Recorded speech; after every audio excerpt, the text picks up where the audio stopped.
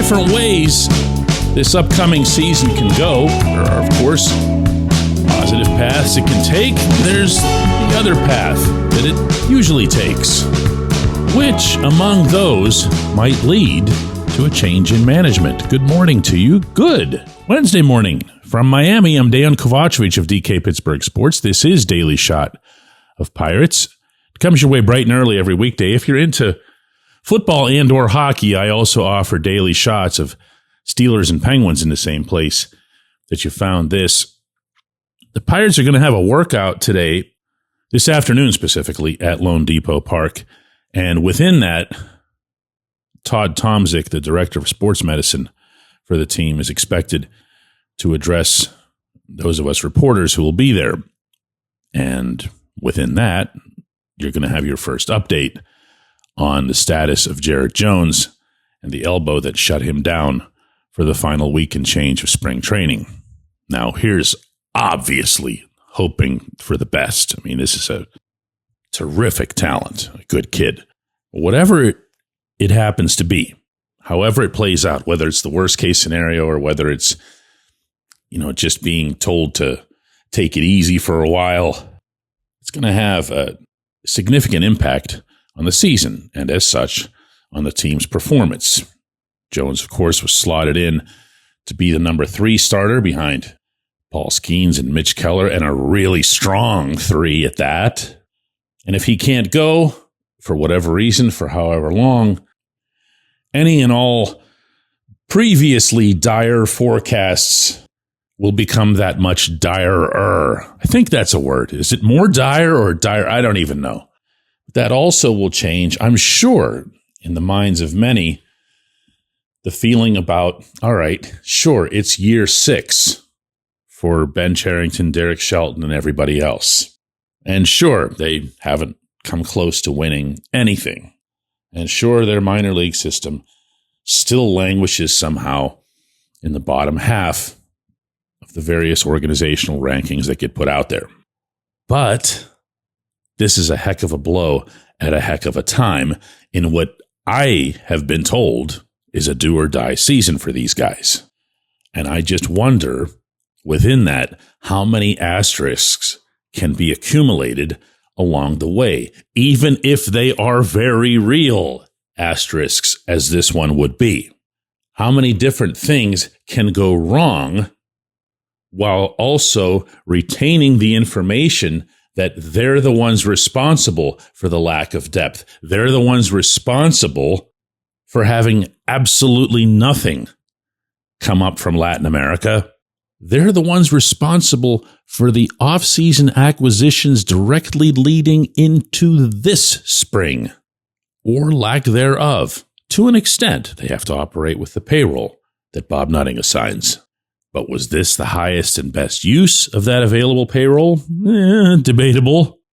Could they have ensured that first base and or the corner outfield vacancy wouldn't be vacancies if they had developed any hitters along the way, bearing in mind that your best hitter, Brian Reynolds, was a Neil Huntington acquisition. Your most professional plate appearances come from Andrew McCutchen, who was a Dave Littlefield acquisition via the draft. And your highest ceiling guy at the plate, O'Neal Cruz, was also a Huntington acquisition, in his case, trading for him while he was still a prospect. And I'll keep saying this, as you look across the entire field, as you look across the diamond when the Pirates go out there tomorrow, the one success story that you'll see from a hitting perspective is that of Joey Bart, to a lesser extent, Nick Gonzalez. That's it. That's what's there. And Jones being available or not shouldn't change that. Jones being available or not shouldn't change any of these other scenarios. The only thing, and I don't mean to sound like I'm, cornering them into a no-win situation here.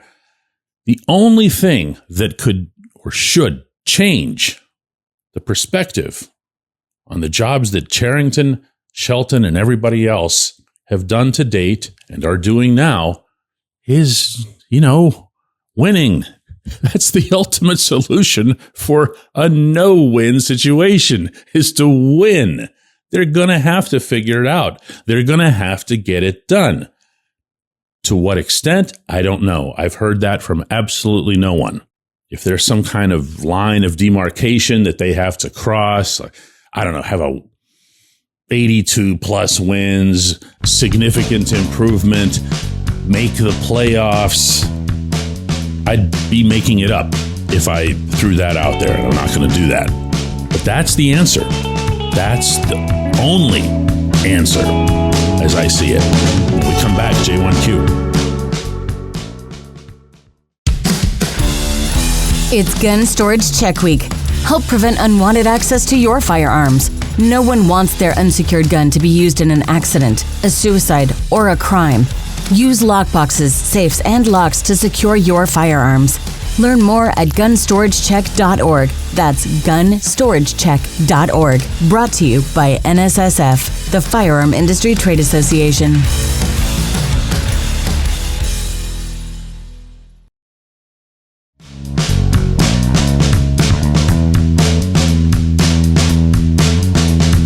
Today's J1Q comes from Daniel Johnson, who says, "Hey, DK, can baseball survive in this climate of no salary cap? I realize it has so far, but football is king now. What's it going to take before the players realize this?" Well, the players aren't going to come around. I assume you're responding, in a sense, to the topic I raised on yesterday's program. Actually, it was a J1Q that I was answering about whether or not the players even talk about this sort of thing with me. And they don't, and I don't in the other direction, because I'm intimately aware of the walls that are built up on that side by the union people. They're really, really, really good at this.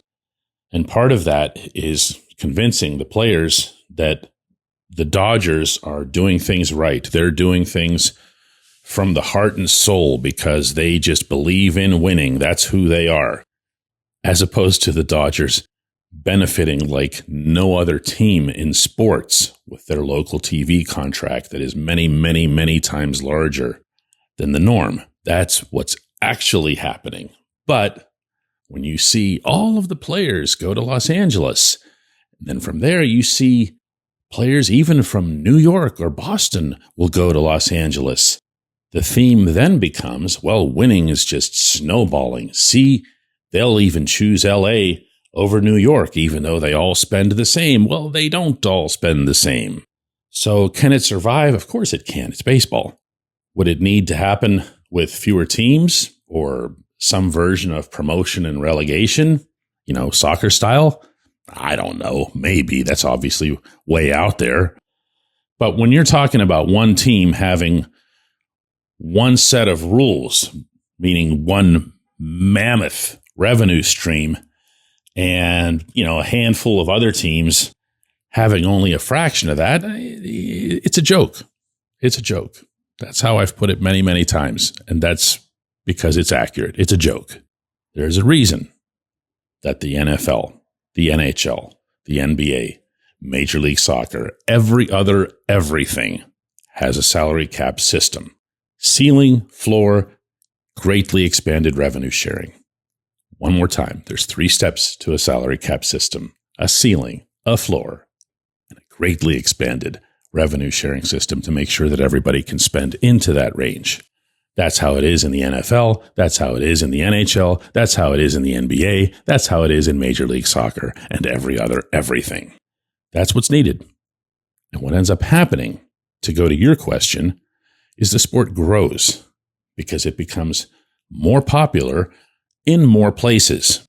One of the things that's happened as a result of our special report at DK Pittsburgh Sports last week on the Pirates' finances is that there's been discussion that's been sparked. I don't want to say widespread, but there's been a here and there component to it. Maybe you've picked up on it. Certain channels, certain shows. JJ Cooper of Baseball America yesterday wrote a terrific piece that took what we did, combined it with some work that Ken Rosenthal did for the New York Times on the Twins, making it known a couple days ago that they're $425 million in debt. and tried to find the commonalities there. And I guess that's good. That's the sort of thing that if your team's like that, you want more people talking about it, because otherwise your team's just at a dead end. It's not going anywhere. It might catch fire once every 10, 15 years and everyone will say, look, the system's just fine. But otherwise, it's just going to be the Dodgers and a couple other teams going for it year after year after year.